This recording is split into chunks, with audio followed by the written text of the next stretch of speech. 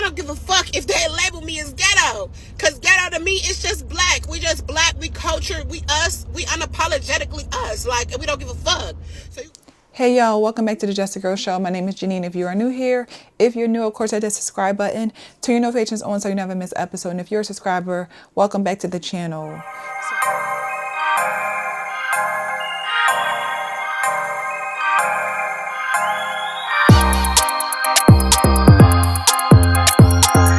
So we know the saying, one bad apple can spoil the whole bunch, right? That's a very real thing.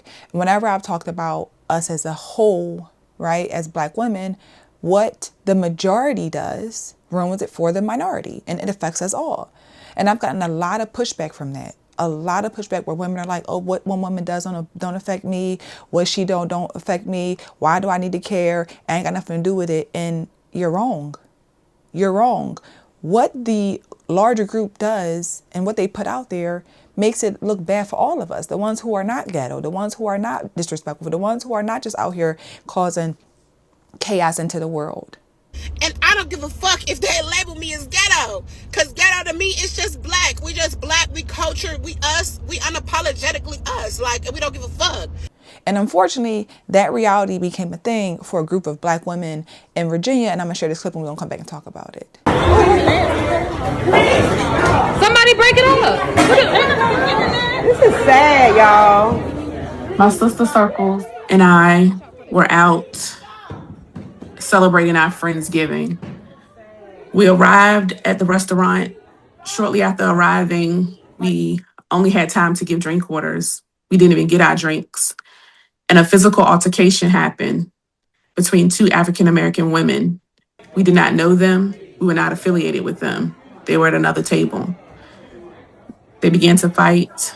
The situation was diffused by management and other staff members. The management came over to our table and told us that they would not be servicing us tonight. We had to leave. I questioned, are you shutting the entire restaurant down for tonight? No, we're just not servicing you all because y'all like to fight. We became shocked, confused, and he did that in front of the entire restaurant, in front of all the other patrons. No one else was asked to leave but us. So y'all see that fighting in the middle of a restaurant, the middle of a restaurant, just pure ghetto chaos. And then we wonder why people be fed up with us. And unfortunately, those group of women, 9 black women who are now suing the restaurant for discrimination, which I can totally understand, but they were punished because of what those other black women were doing in that restaurant. That is the point that I'm making. What they did ruined it for them. And it's unfortunate that had to happen because they may be nothing like those women, nothing at all. But because you look like them and we think that you with them, y'all got to go too. We can't chance it. So we got to stop trying to find a way to say that this shouldn't matter. What one person does shouldn't matter, because it does matter. It does. How are you in the middle of a restaurant fighting? Grown women. And then we love to be like, well, people gonna judge us anyway. It don't matter if you act right or you respectful, they're gonna still judge you. That's another way to not be accountable for your actions and to act a fool, because that's not true. Had those women not did that, would this had happened? I don't think so. Would have been no reason to put them out. But in the heat of the moment, and I'm sure it was just so much going on, it was just like, oh no, y'all probably with them. We see a large group of black women, 9 of y'all. We don't know what's about to happen. Again, it's sad. It's unfortunate that they were removed and embarrassed like that. But that's what black fatigue is. They're tired of us. They're tired of us coming to their establishments doing stuff like this. And then we love to be like, what another black woman does, it don't matter to me. It shouldn't bother you. It shouldn't bother me. Like, it's just like, and they always want you to mind your business. But how do you mind your business when this is the type of stuff that's happening? Listen, Fiona, after True Love's first kiss. Listen, escúchame. Black folks are not a monolith. Black folks are not a monolith. Black folks are not a monolith. We do not all think or act the same, bitch. That's what make us unique, ho. Okay, just because one black person do something don't mean that's something I would do, and vice versa, bitch. One thing I can say that we all do and we all do have in common, bitch, is an ancestral bond, bitch. I can see a black person, never met him in my life, bitch, make eye contact, do a facial gesture, and they'll know exactly, bitch, what I'm talking about, and I ain't gotta say nada. And they'll know exactly what I'm thinking, bitch. We do have that in common. I can meet some black people. They could be from California, bitch. I could be from Norfolk, Virginia, bitch. They could be from Chicago, bitch. But we all group together. Different customs and traditions, raised different, bitch. But I can guarantee when we get together, we have had the same growing up experience, bitch. Our young days are exactly the same. Ancestral bond. We do have that, bitch, but we're not all the monolith, okay? Just because Candace Owens and Byron, they pander to European Americans, bitch, they feel like they need to fit in with the majority, bitch, in this country, because they're not the majority anywhere else, FYI, 7%. That's cool, bitch, but that's never gonna be me. I can never tap dance for massa, bitch. I can never be a sambo, bitch. They can never be anything to me at all. Nunca. Okay, ho? So don't do it, bitch. Because I can, if you want people to start grouping y'all together, bitch, I got some groups you'll fit right into. Okay, ho? Amen. And I don't give a fuck if they label me as ghetto. Because ghetto to me, it's just black. We just black. We culture. We us. We unapologetically us. Like, we don't give a fuck. So you can call me ghetto. I don't care. Because I be thinking, like, people be so offended when people be like, oh, you ghetto. People feelings really be hurt. And, like, respectfully, if you don't want to be called ghetto, I respect people for who they are and for what they want to be recognized as.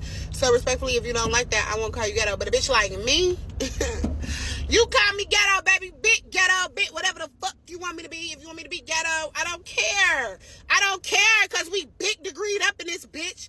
Very much experienced, very much saving lives, very much get to the bag. You feel me? Like, we doing all of that in the midst of being ghetto. Like, so you could call me ghetto, because I don't give a fuck. And when I go back to school, I'm going to go back and I'm going to get the highest fucking degree that there is to get. Across that motherfucking stage, and I'm gonna be probably one of not many of the many black people in my program, because I'm gonna claim it and it's gonna be mass, okay? But we're very rare to come by, so I'm gonna be a rare commodity, okay? So I don't care, because I'm gonna walk across that stage, get my diploma. I'm gonna go in a parking lot and say, babe, play Let's Go by Key Glock. This gonna be me in the parking lot. Nigga, what the fuck is you saying? It's the same old story. The same old thing. And I'm not excusing, and I'm not trying to invalidate those women for their experience, but I understand why that manager or store owner reacted that way. I understand it, because you're gauging a large group of black women. Two were just fighting in the middle of our store. It's a lot. I have a question. So the reason black men don't date black women is because y'all consider us loud and ghetto? That's not true. I think a lot of y'all don't date us is because y'all can't handle us not shutting up. We're going to clap back. It's a lot. And it's unfortunate, because we don't have any shame. We don't care to embarrass ourselves. We don't care how people look at us. And unfortunately, they ran off before the cops couldn't even come. So they didn't get charged. I don't believe as from what I saw thus far. But when are we going to finally wake up and realize that what other people do does affect you? You just sitting there innocent, minding your business, just being a black woman who's nothing like that, and you get punished. When are we going to wake up and realize, wow, this is the reality of where we are? This is who my sisters are. This is who my sisters are. When are we going to realize this, y'all? When are we going to stop playing around and stop trying to make excuses and stop trying to point the finger and blame everybody else for our choices? They made that choice based on the actions of those black women, not because they're just racist and they hate black people. No, it's because of the actions. The actions says a lot. And it's scary out here For us to have to go into the world as the respectable, well-rounded black women, I have to worry about will I be judged based on what she's doing, what she did. That's the reality. And because I'm aware, I can't really, I can be mad, yes, but I can also understand why you might be responding that way to me until you see that I'm nothing like them. That manager, store owner, whoever, probably didn't feel like trying to figure out if y'all like them or not. I'm going to just remove y'all. Again, very unfortunate. I do believe that they, going through their process of, getting the whatever they are trying to get from that company for the discrimination, that's on them. So again, I hate that happened for those group of black women who were there having their Friendsgiving, having a good time with their group of friends. But in reality, look at that. Look at what came from that, from your own people. How embarrassing. How embarrassing for you to be in an establishment where your own people are in the middle of the restaurant fighting.